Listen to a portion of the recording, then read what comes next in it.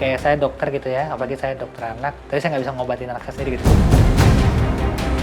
Dipakaikan antibiotik biasa tuh kayaknya nggak mempan gitu, akhirnya dipakai antibiotik yang dosisnya tinggi, saya kurang tahu apa namanya gitu. Tapi dijelaskan gitu, nanti efek sampingnya kerja ginjal dan empedunya gitu ada terganggu karena efek si dosis dari antibiotik ini. Kita sebenarnya mendorong perilaku dokter untuk memberikan antibiotik yang rasional, memang tidaklah mudah dalam hal ini.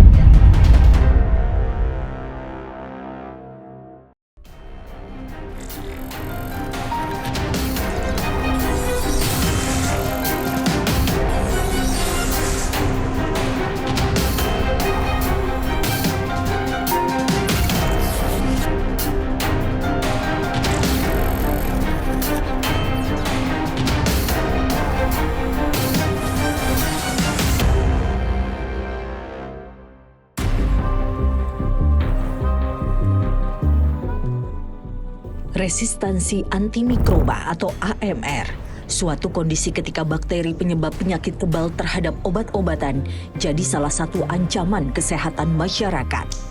Kejadian ini disebabkan penggunaan antibiotik yang tidak bijak. AMR atau kerap disebut bakteri kebal menyebabkan penyakit sulit diobati hingga menjadi mematikan. Felix, dokter spesialis anak, tak menyangka anak laki-laki sulungnya yang diberi nama Obelix Teno Liao hanya berusia 3 bulan di dunia ini. Obelix yang lahir di awal November 2019 menghembuskan nafas terakhir Februari 2020. Jadi memang 2019 itu cerita awalnya adalah anak saya lahir ya. Anak saya lahir, lalu dia mengalami sesak napas di hal lahir itu karena memang lahirnya sedikit kurang bulan ya, 36 minggu, 36 minggu lah. Normalnya kan kita katakan cukup 37 minggu ke atas ya. Dia mepet-mepet 35-36 dan berat lahirnya juga tidak besar ya, 2,2 kilo. Jadi memang kecil gitu ya. Felix awalnya tidak curiga jika anaknya kadang memuntahkan makanannya. Namun saat usia 2 minggu, Obelix mengalami diare. Berat badannya pun tidak kunjung naik. Keluhan dia muntah, dan muntahnya itu warnanya kehijauan. Satunya kita berpikir, ya saya juga sebagai dokter berpikir, oke lah mungkin dia memang karena bayi-bayi kan sering gumoh-gumoh seperti itu ya. Jadi entah dia bisa saja keluarnya ASI yang diberikan. Akhirnya kami merasa kok selama 2 minggu ini berat badannya nggak naik nih. Bahkan ayah saya yang bukan dokter aja kan sebagai orang kakeknya gitu ya berarti dia ngerasa kok kayak cucunya kok nggak pernah beratnya nggak pernah naik ya, seperti kecil-kecil terus gitu. Felix sempat mengganti susu anaknya karena didiagnosis alergi terhadap ASI oleh dokter yang memeriksanya. Tapi susu pengganti tidak membantu. Anaknya tetap mengalami diare dan harus dirawat intensif. Anak saya dikatakan punya alergi yang sangat berat sehingga susunya harus diberingan lagi. Mahal lagi susunya. Satu kali kan tuh pas ribuan ya seperti itu. Yang ukuran 400 gram ya. Jadi, tapi tetap setelah diberikan itu tidak ada perbedaan sama sekali. Sama saya nggak ada perbedaan apa-apa. Tetap muntah, tetap diare segala macam. Itu akhirnya kan dia dehidrasi lagi, demam lagi, akhirnya dibawa lagi lah ke rumah sakit lagi. Nah, disitulah perjalanan itu dimulai. Jadi ketika saya dirawat di rumah sakit itu, akhirnya kan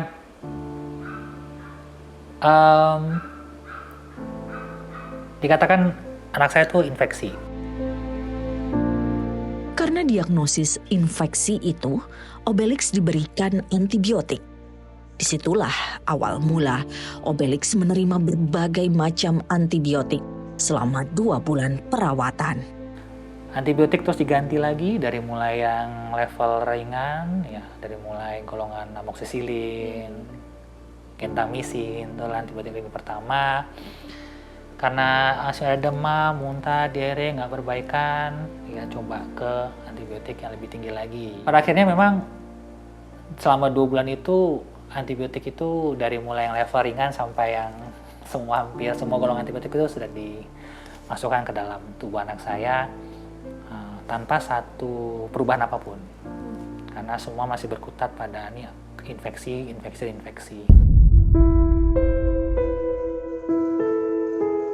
Pemeriksaan darah Obelix dilakukan berkali-kali untuk melihat bakteri penyebab infeksi. Serangkaian pemeriksaan awal menunjukkan hasil negatif bakteri. Namun, pemberian antibiotik dan lingkungan rumah sakit telah menimbulkan dampak bagi kondisi kesehatan anaknya. Belakangan muncul bakteri yang menginfeksi tubuh anaknya.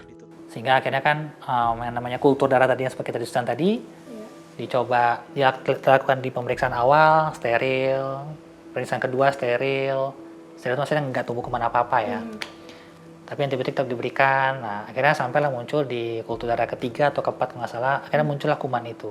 Nah, muncul kuman yang akhirnya tetap di-adjust lagi antibiotiknya sesuai dengan kuman tersebut.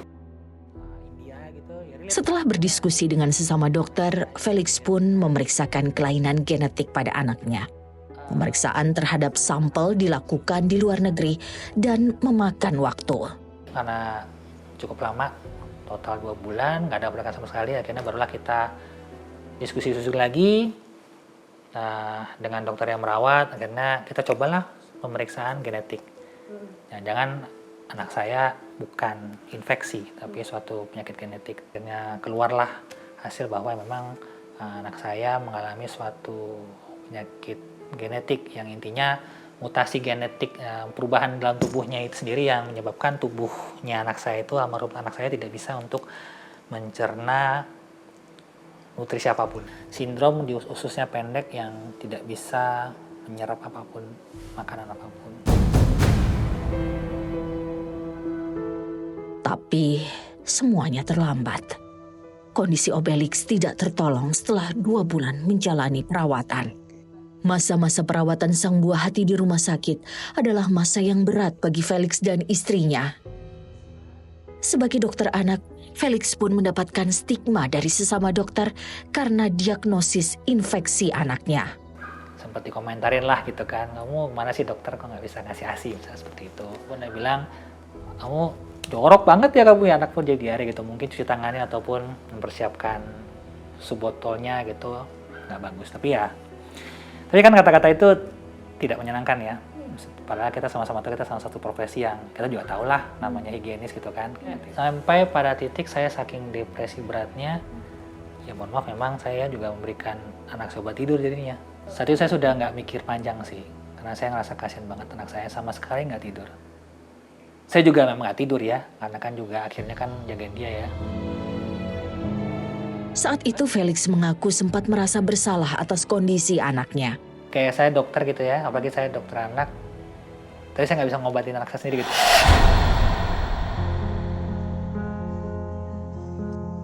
Sumarni, warga Bekasi, juga memiliki kisah bagaimana bakteri kebal hampir merenggut nyawa anaknya. Saika yang kini berusia 2 tahun 6 bulan adalah penyintas dari kondisi resistansi antimikroba atau AMR. Waktu lahir itu biasanya bayi baru lahir kan bisa buang air besar. Nah, dia sampai hari pertama, hari kedua, hari ketiga tidak ada buang air besar gitu. Terus kondisi perutnya makin lama makin besar. Nah, dari situ kita udah aware gitu, ini anak pasti ada yang salah gitu, ada apa gitu. Akhirnya kita bawa ke rumah sakit gitu. Baru berusia 3 hari, Saika didiagnosis mengalami kelainan di usus besarnya. Didiagnosa ada kelainan di usus besarnya itu. Ada di usus besar yang tidak ada sel ganglion gitu, tidak ada saraf. Dokter pun mengambil tindakan kolostomi, yaitu membuat lubang di dinding perut Saika untuk pembuangan feses. Lalu dilakukan tindakan operasi besar. Itu untuk membuang usus besarnya yang tidak ada sarafnya kan. Namun, infeksi mendera Saika setelah menjalani operasi. Setelah operasi, kita masih kontrol. Nah, pasti kena infeksinya itu pas kontrol lagi jalan itu, entah itu bakterinya masuk ketika proses operasi itu atau ketika dia dirawat di NICU kan, entah dari selang infus yang masuk atau bagaimana, atau bisa juga katanya di rumah, perawatan di rumah yang mungkin saat bikin susu tidak higienis gitu, ataupun kondisi rumah yang tidak higienis gitu. Infeksi yang dialami Saika kian buruk. Nah, kan karena dia BAB-nya dari samping, kan kelihatan ya. Nah, itu tuh sampai warna fesesnya itu udah bukan kuning, hijau, atau hitam lagi, tapi sampai warnanya putih. Nah, dari situ si dokter anaknya tuh bilang, wah ini kayaknya sudah emergency. Atas arahan dokter, Saika diberikan antibiotik. Namun penyakitnya tidak mempan hingga akhirnya diberikan dosis yang lebih tinggi. Yang antibiotik biasa tuh kayaknya nggak mempan gitu, akhirnya dipakai antibiotik yang dosisnya tinggi, saya kurang tahu apa namanya gitu. Tapi dijelaskan gitu, nanti efek sampingnya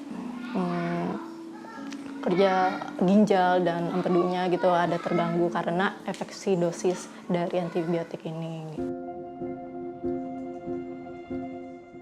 Sumarni yang bekerja sebagai tenaga administrasi di sebuah perusahaan langsung menyetujui pemakaian antibiotik untuk menyembuhkan putrinya.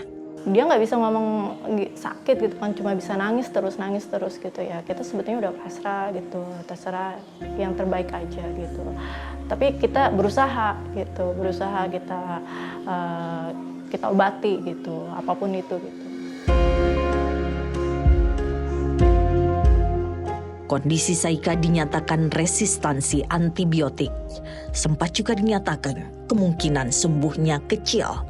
Beruntung, nyawa Saika masih bisa tertolong. Kondisinya pun kian membaik. Jadi setelah itu kita pulang, ada tes darah lagi kan. Dari dokternya sudah dinyatakan bakterinya sudah tidak ada, sudah sembuh. Akhirnya kita pulang. Ya alhamdulillah sih sampai sekarang gitu. Resistansi antibiotik disebabkan penggunaan antibiotik yang serampangan. Kondisi ini bisa menyebabkan kematian. Kita sebenarnya mendorong perilaku dokter untuk memberikan antibiotik yang rasional. Memang tidaklah mudah dalam hal ini.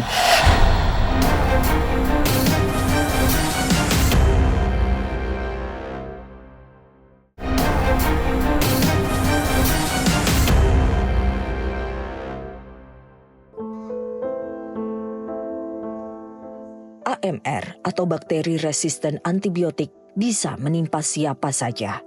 Salah satu penyebabnya, konsumsi obat antibiotik yang tidak tepat. Bagi Sumarni, kondisi bakteri resisten yang dialami anaknya memberikan pelajaran penting tentang obat antibiotik.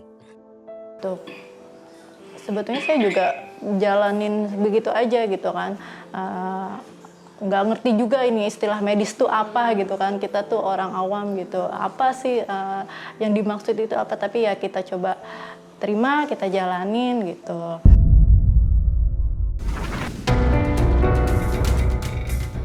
Konsumsi antibiotik yang tidak tepat bisa disebabkan karena resep dari dokter. Investigasi Harian Kompas Februari 2024 menemukan indikasi penggunaan antibiotik dari dokter yang serampangan. Sejumlah rumah sakit di Jawa dan Sumatera masih meresepkan antibiotik kepada pasien.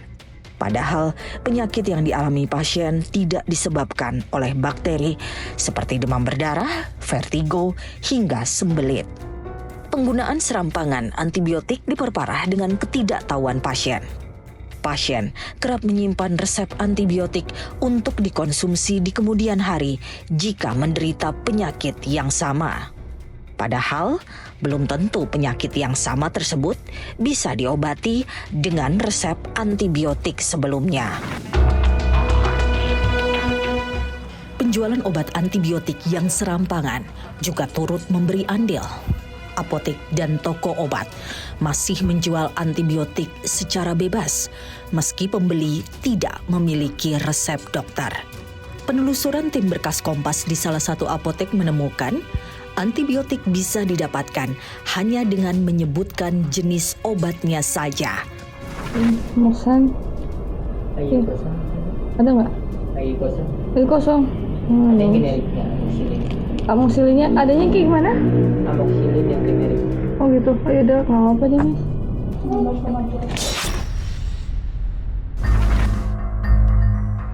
Penjualan antibiotik yang serampangan juga ditemui di platform e-commerce. Beberapa toko obat resmi meminta resep saat proses pembayaran. Namun, ada pula toko yang menjual obat antibiotik tanpa resep dokter.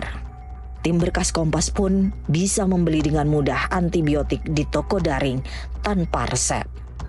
Ketua Purna Komite Pengendalian Resistensi Antimikroba yang juga guru besar mikrobiologi Fakultas Kedokteran UI, Anis Karuniawati menyebut, penggunaan antibiotik yang tidak tepat justru merugikan bakteri baik di dalam tubuh kita. Anis mencontohkan, bakteri baik di dalam saluran pencernaan bisa terbunuh jika mengonsumsi antibiotik yang tidak tepat. Sementara bakteri jahatnya tetap hidup. Maka kalau misalnya diberikan antibiotik dengan spektrum kerjanya itu adalah bakteri gram negatif, maka tentu dia akan berpengaruh pada semua bakteri baik yang bersifat gram negatif, gitu, kelompok gram negatif tadi. Dan itu banyak di dalam saluran cerna. Sementara itu secara alami di dalam, misalnya saja di dalam saluran cerna kita itu ada bakteri yang resisten terhadap antibiotik tersebut. Meskipun jumlahnya mungkin sangat-sangat sedikit. Ya, katakan 1 di antara 1 juta sel bakteri yang ada di dalam saluran cerna. Nah, ketika pemberian antibiotik itu secara tidak langsung akan mematikan yang gram negatif, yang peka, ya, sementara yang resisten ini akan tetap hidup, ya kan, karena dia tidak terbunuh.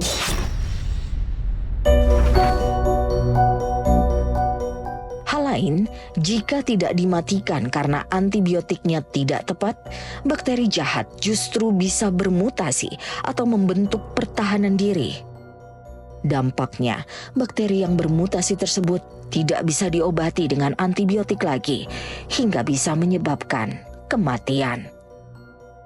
Jurnal Kesehatan The Lancet merilis penelitian pada 2019 bahwa bakteri resisten menyebabkan 34.500 kematian di Indonesia. Tidak hanya itu, ada 133.800 kematian tidak langsung yang terkait dengan bakteri yang resisten karena penggunaan antibiotik yang tidak tepat. Kementerian Kesehatan mengakui masih ada dokter yang meresepkan antibiotik secara serampangan. Padahal sudah ada panduan terkait penggunaan antibiotik di pelayanan kesehatan. Kita sebenarnya mendorong perilaku dokter untuk memberikan antibiotik yang rasional. Memang tidaklah mudah dalam hal ini ya. Tapi kita berusaha dari Kementerian Kesehatan untuk terus meningkatkan hal tersebut dengan berbagai strategi. Kementerian Kesehatan mengakui tak bisa sendirian dalam hal mengawasi penggunaan antibiotik di tengah masyarakat. Hal ini karena antibiotik bisa diakses secara bebas di apotek dan toko obat. Itu kan fungsi pengawasan ya Mas ya. Kalau dalam hal ini banyak yang dilibatkan. Seperti saya bilang tadi, dalam fungsi pengawasan sendiri bisa melibatkan dari yang terkecil adalah bahwa misal skup yang mempunyai wilayah adalah Dinas Kesehatan, di mana Dinas Kesehatan kabupaten kota yang memang paling dekat itu yang menerbitkan izin apotek, kemudian izin toko obat dan sebagainya. Kepala Badan Pengawasan Obat dan Makanan atau BPOM Taruna Ikrar mengancam akan mencabut izin dari apotek atau perusahaan farmasi yang serampangan menjual antibiotik. Badan POM punya hak untuk mencabut izin cara distribusi obat yang baik. Jadi sertifikat distributornya kita bisa cabut kalau memang masalah.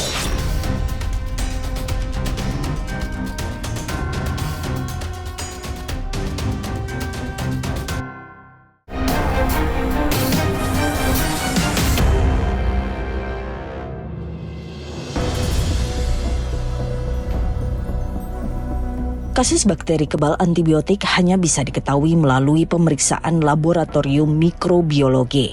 Pemeriksaan ini juga berfungsi mengetahui jenis antibiotik yang tepat untuk membunuh bakteri tertentu. Persoalannya, tidak semua rumah sakit memiliki fasilitas laboratorium ini.